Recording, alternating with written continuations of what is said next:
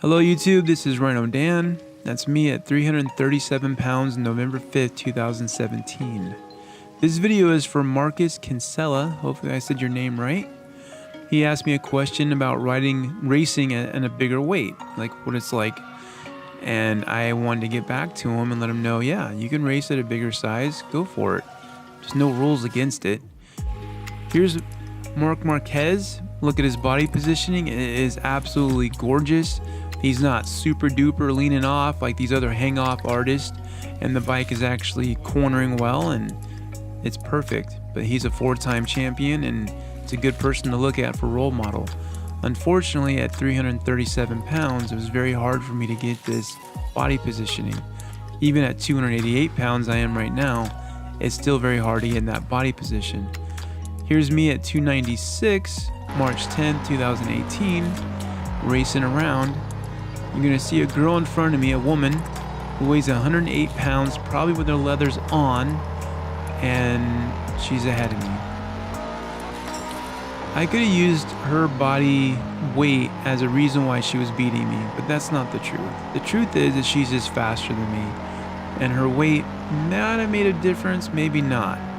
But the bottom line is this, your lap times, and racing, you know, your body is definitely an equation, but what you can and cannot do, your fears, your ideas, your thoughts, how you address lines, how you ride the bike, all that is more important than your weight. Now, eventually, the higher you go up, going towards professionals, weight's going to be absolutely an important factor. But in the amateur circuit, no, you can race at 270 and probably even win if you're fast. You just gotta have, you know, the skills. I can tell you this though, at 296 pounds at my last race, you do get stereotyped a little bit. You are taller than everybody out there, and they look at you like you don't belong. Yes, I should be a football player, but I'm racing on a racetrack instead.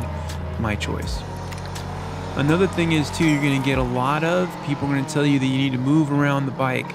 Try to tell you need to be some spider monkey out there that can just move around and be like these 108-pound person, 140-pound person. Well, the problem is that we live in a world that has physics, and our physics are laws that everybody has to obey.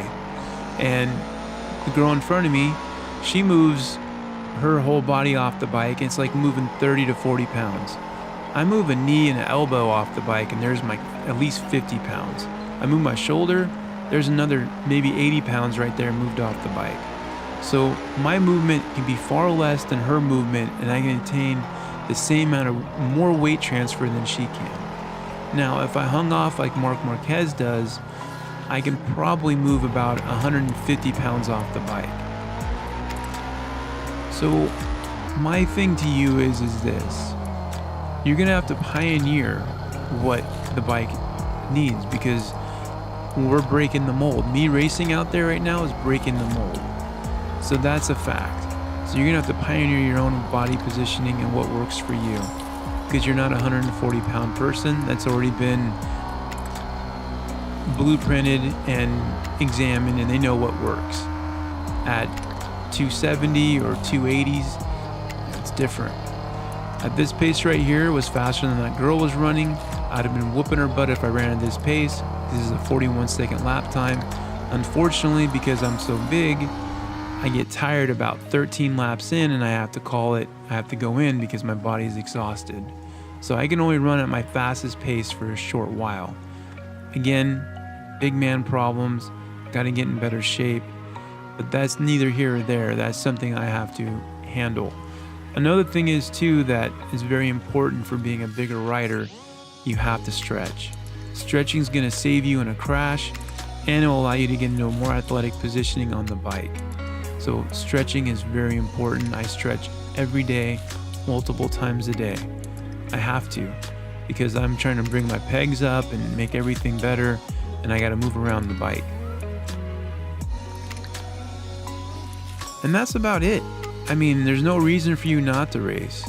I mean, if you don't want to, that's up to you, but your size is only a disadvantage until you get deeper into the ranks.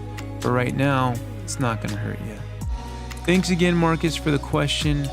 I really appreciate it. And I hope you have a good day, and I really hope you start racing because it's a wonderful experience to have. Thank you.